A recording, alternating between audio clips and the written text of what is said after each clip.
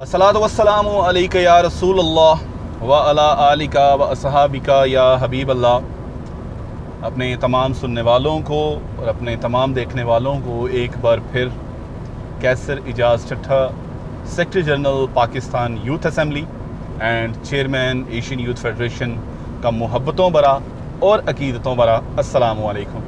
बादस्सलाम, उम्मीद है कि सुनने वाले और देखने वाले जहाँ पे होंगे अल्लाह ताला के फ़ज़ल से, अल्लाह ताला के करम से, मोहम्मद व आले मोहम्मद के सदक़े खैर वफ़ियत से होंगे। और दुआ है कि मेरा मौला अल्लाह ताला मोहम्मद व आले मोहम्मद के सदक़े आप पे अपना करम, अपना फ़ज़ल, अपनी रहमत बनाए रखे। आज का मेरा पैगाम पूरी उम्मत मुस्लिमा के नाम, मेरा आज का ये मैसेज तमाम आलम इस्लाम के नाम। सबसे पहले तो आलम इस्लाम को आज की जीत मुबारक, उम्मत मुस्लिमा को एक तारीख़ी जीत और तारीख़ी कामयाबी मुबारक। आज सहूनी क़ुव्वतें और आज सलीबी क़ुव्वतें जो प्रोपोगंडास कर रही थी, जो मंसूबा वो बना रहे थे कि आने वाले वक्तों में जो इस्लाम का लीडर उभर के सामने आ रहा है, जो पूरी दुनिया के मुसलमानों का दर्द महसूस करता है, जिसको पूरी दुनिया के मुसलमानों की तकलीफ़ अपनी तकलीफ़ लगती है, जिसको पूरी मुस्लिम उम्मा का दर्द अपना दर्द लगता है, उसको रोकने की सहूनी और सलीबी क़ुव्वतों ने बहुत कोशिश की। उसके रास्ते में रुकावटें खड़ी करने की बहुत कोशिशें की, लेकिन वो मर्द मुजाहिद डटा रहा, वो मर्द कलंदर अल्लाह के तवक्कल पे आगे बढ़ता रहा। और आज आप सब ने देखा, बल्कि पूरी दुनिया ने देखा कि तुर्की की आवाम ने 57% वोटों के साथ उस मर्द कलंदर को फिर कामयाब किया, और उस मर्द कलंदर का नाम है तैयब उर्दगान। अब जो इलेक्शन हुए हैं, जिस इलेक्शन में तैयब उर्दगान ने कामयाबी हासिल की है, इस इलेक्शन के तनाजुर में थोड़ी सी बात करूंगा। ये इलेक्शन कोई आम इलेक्शन नहीं था, ये इलेक्शन कोई ऐसा इलेक्शन नहीं था कि अगर तैयब उर्दगान या उसकी जमात हार जाती तो कोई बात नहीं, अगले इलेक्शन में फिर आ जाते। ये इलेक्शन आलम इस्लाम का बामुकाबला उन क़ुव्वतों का कि जो सालों से इस्लाम को ख़त्म करने की तैयारी कर रहे हैं, इस्लाम को ख़त्म करने के मनसूबाजात बना रहे हैं। 1923 में जब खिलाफत उस्मानिया ख़त्म हुई और खिलाफत उस्मानिया टूटी, तो उस वक़्त खिलाफत उस्मानिया का मरकज़ जो था, पूरे आलम इस्लाम का जो मरकज़ था, जहाँ से हमारा इस्लामिक ऑर्डर निकलता था, वो तुर्की था। 1923 में जब खिलाफत उस्मानिया टूटी तो इत्तेहादी फ़ौजें थी, जिसमें स्पेन, इटली, फ्रांस थे, उन्होंने उस वक़्त के सुल्तान, जो तुर्की के सुल्तान थे, उनके साथ एक मुआहदा किया जो 100 साल का मुआहदा था, जो 2023 में ख़त्म होने जा रहा है। उस मुआहदे की जो शिक्कें थी, उन शिक्कों में से कुछ शिक्कें आपके सामने रखूँगा, वो शराइत आपके सामने रखूँगा ताकि आपको बात समझ आ जाए।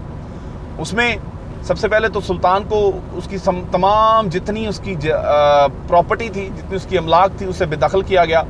तमाम उसकी प्रॉपर्टी पे, उसकी अमलाक पे कब्ज़ा किया गया। और उसके बाद तुर्की में से जो कि इस्लामिक ऑर्डर निकालने वाला एक खिलाफत उस्मानिया इस्लाम का एक मरकज़ था, वहाँ से इस्लाम को ख़त्म करके उसको एक सेकुलर और लिबरल मुल्क बनाया गया। उसको तोड़ के, जो कि हमारी खिलाफत उस्मानिया को तोड़ के 40 मुल्क बना दिए गए, जिसमें इराक़ है, शाम है, रशिया है, ये सारे ममालिक उस वक़्त। आप सोचें कि क्या दबदबा होगा उन मुसलमानों का, जब खिलाफत उस्मानिया का वो क्या रोब होगा कि ये ताकूनी और सलीबी और सहूनी क़ुव्वतें इस्लाम के साथ मुकाबला करने से पहले हज़ारों मरतबा सोचती थी। उसके बाद जो तुर्की की बंदरगाह थी, उस बंदरगाह पे तुर्की उस बंदरगाह को अपने कब्ज़े में किया, और उसके बाद वहाँ से तुर्किश गवर्नमेंट एक पाई का भी टैक्स नहीं थी ले सकती, और वो इंटरनेशनल बंदरगाह थी। और उसके बाद तुर्की अपने मुल्क में, जो कि तेल के बहुत ज़खायर रखता है, तुर्की अपने मुल्क में तेल के लिए ड्रिलिंग नहीं था कर सकता। ये कुछ ऐसी शर्तें थीं जिसने तुर्की को बहुत पीछे किया, इस्लाम को तुर्की में से निकाल दिया। अजान पे पाबंदी लगा दी उन्होंने, हिजाब पे पाबंदी लगा दी तुर्की में।